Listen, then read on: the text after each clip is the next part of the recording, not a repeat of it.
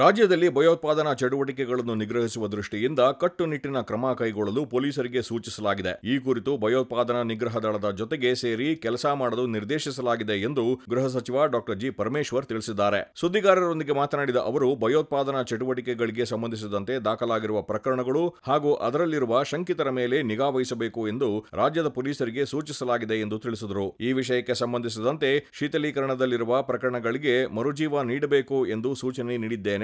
ಯಾರು ಸಕ್ರಿಯವಾಗಿದ್ದಾರೆ, ಯಾರು ಕೆಲಸ ಮಾಡುತ್ತಿದ್ದಾರೆ ಎಂಬುದು ಕಾಲಕಾಲಕ್ಕೆ ಮಾಹಿತಿ ಇರಬೇಕು ಎಂದರು. ಶಂಕಿತ ಭಯೋತ್ಪಾದಕರ ವಿರುದ್ಧ ಕಾರ್ಯಾಚರಣೆ ನಡೆಸಿರುವ ರಾಷ್ಟ್ರೀಯ ತನಿಖಾ ದಳ ರಾಜ್ಯದಿಂದ ಒಬ್ಬ ವ್ಯಕ್ತಿಯನ್ನು ಕರೆದುಕೊಂಡು ಹೋಗಿದೆ. ಆದರೆ ಈ ಮೊದಲೇ ರಾಜ್ಯದ ಪೊಲೀಸರು ಆತನ ವಿರುದ್ಧ ಪ್ರಕರಣ ದಾಖಲಿಸಿ ನ್ಯಾಯಾಲಯಕ್ಕೆ ದೋಷಾರೋಪಣಾ ಪಟ್ಟಿಯನ್ನು ಸಲ್ಲಿಸಿದ್ದರು.